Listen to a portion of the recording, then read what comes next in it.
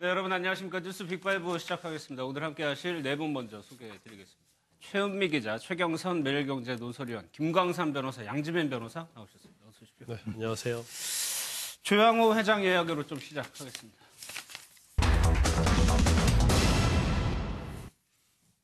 한진의 조양호 회장의 직책이 조금 변화가 생겼어요. 대표이사직을 좀 내려놓는다는 거죠? 네, 그렇습니다. 다는 아니고요. 진에어 대표이사직을 내려놨습니다. 네. 어제 진에어 대표이사직을 내려놓는다고 공시를 했고요. 회사 측에서는 전문 경영인에 의한 책임 경영 체제를 강화하기 위한 목적이다라고 이제 취지를 밝혔습니다. 그런데 대표이사 자리만 내려놓는 거고 사내 이사 자리는 그냥 그대로 유지가 되거든요.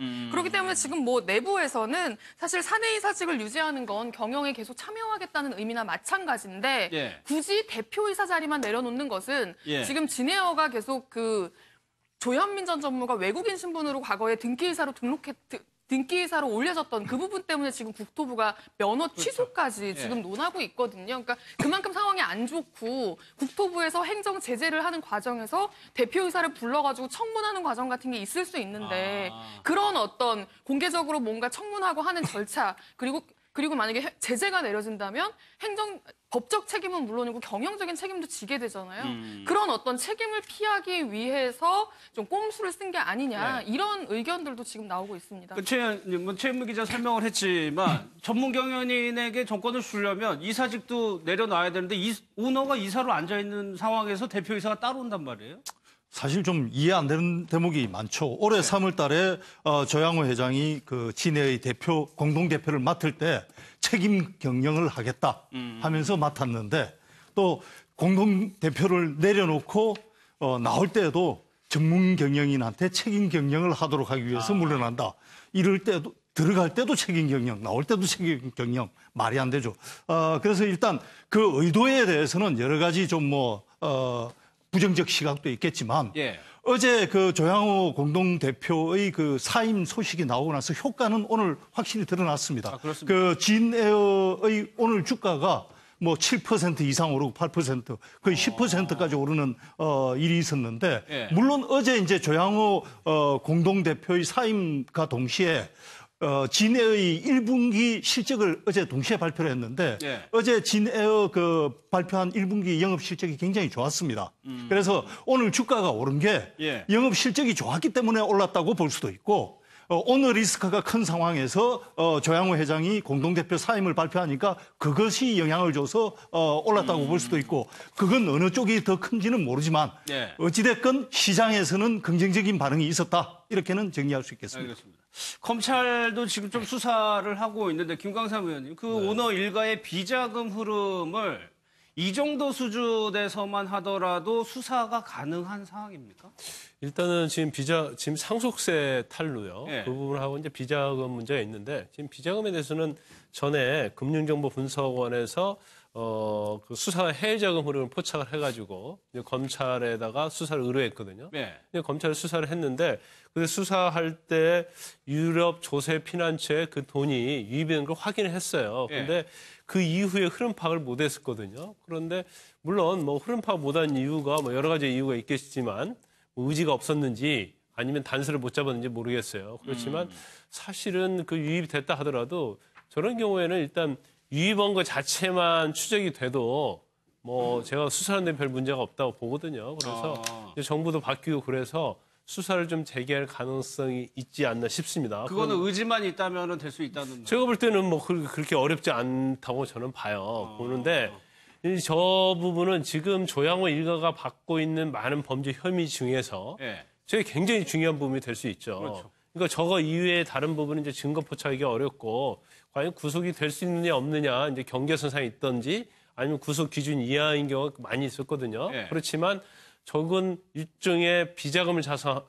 조성한 거고 그럼 저는 업무상 횡령이 명백히 떨어지는 거거든요. 그러면 조양호 회장에 대해서는 저기서 만약에 일부라도 해외 비자금을 해외에 조세 피난처로 비자금을 만든 것이 만약 적발이 되면 결국 다시 구속될 수 있는 그런 처지에 놓인 거죠. 다른 거하고 사안이 조금은 다르다. 그렇죠. 그게 아주 다르죠.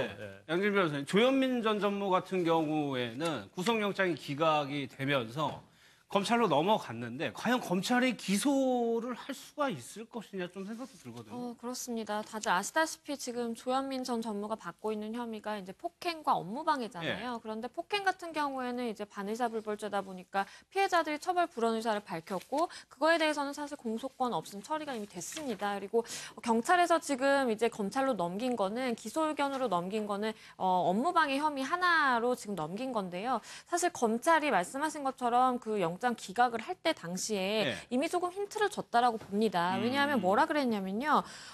조현민 전 전무 같은 경우에는 광고주로서 업무적인 판단에 따라서 회의를 중단시킨 것인지 아니면 정말로 타인의 업무를 방해했기 때문에 이거는 업무방해로 봐야 되는 것인지 조금 법리적으로 검토가 필요하다라고 얘기를 했거든요. 그래서 물론 이것이 사실 뭐 무죄라는 얘기는 아닙니다. 뭐 법원까지 가봐야 아는 것이고 검찰도 일단은 구속 여부를 판단하는 데 있어서는 혐의 입증이 어느 정도 말끔하게 소명되지 않았다라는 취지인 거거든요. 근데 한 가지 조금 제 개인적으로는 뭐 우려된다라고 표현하면 좀 그렇겠지만 우려되는 부분은 검찰 입장에서 봤을 때 구속인지 불구속 여부인지를 판단함에 있어서 그 소명은 범죄가 확실히 입증되는 것보다 낮은 단계거든요. 소명도 어렵다라고 판단을 했으면 현실적으로 본인들이 이것을 법원에 가지고 가서 입증하는 거는 더 어렵다라고 판단할 가능성이 좀 높지 않는가라는 생각도 듭니다. 그러니까 이 사실 조현민 전 전무 얘기가 나왔을 때 뭐 추방 얘기까지 뭐 언론이 너무 앞서간 걸 수도 있겠지만 그 정도로 나왔는데 지금 상황에서는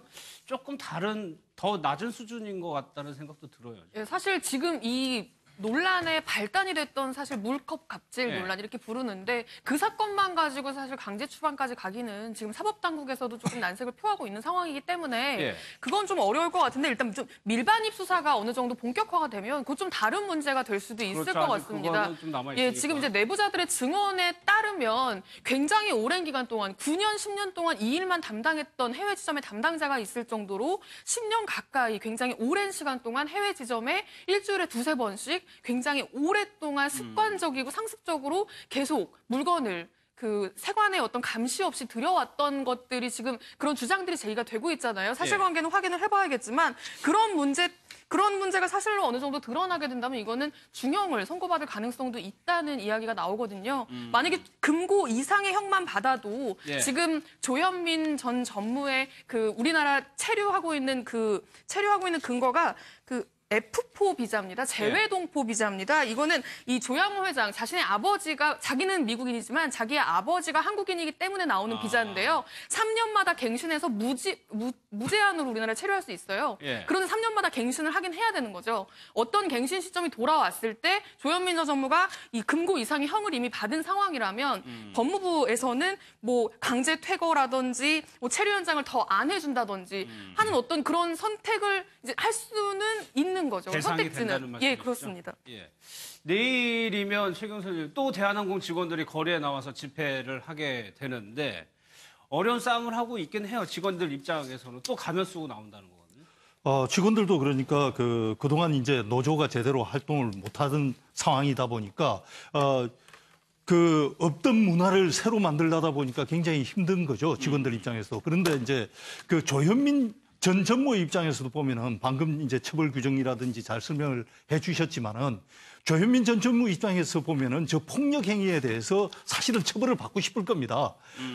이 폭력 행위에 대해서는 지금 광고 대행사에서 처벌을 원치 않는다고 해가지고 지금 기소조차도 안 되는 거 아니겠습니까? 폭행죄는 피해자가 처벌을 원해야만 처벌을 할 수 있기 때문에 그건 처벌을 못하고 업무방해죄로만 기소를 하는 상태인데 사실 조현민 전 전무 입장에서 본다면은 저 폭력 행위가 이 그 사회적 분노의 유발점이기 때문에 거기서 응당의 처분을 받으면 좀 그 사회적 분노를 거기서 덮고 넘어갈 수가 있는데 저기서 처벌이 안 되다 보니까 사실은 지금 이제 여러 가지로 파장이 되고 있지 않습니까? 방금 대한항공 직원들이 길거리로 나와가지고 이제 그 시위까지 하는 사태가 됐지만 그 중간에서 보면은 이제 그 밀수 문제라든지 그다음에 상속세 탈락이라든지 그다음에 해외 비자금 문제라든지 온갖 것이 나오는데 그 항공산업 같은 경우에는 사실 그 해외 비자금이 생길 여지가 클 수밖에 없는 것이 큰 항공기, 몇 천억짜리 항공기를 샀다 팔았다 하면은 거기서 리베이트가 또 생길 수도 있는 거거든요. 그런 측면에서 이제 수사가 계속 확대되다 보니까 예. 조현민 전 전무나 조양호 회장 일가로 봤을 때도 사실 우리가 일반적으로 봤을 때는 별건 수사라고 하는 이런 하나의 혐의가 있을 때 다른 혐의를 가지고 수사하는 거를 바람직하지 않게 생각하는데 지금 조 전무 입장에서는 처음에 그냥 폭행으로 처벌을 받는 게 낫지 않았을까 하는 생각을 많이 할 것 같습니다. 알겠습니다.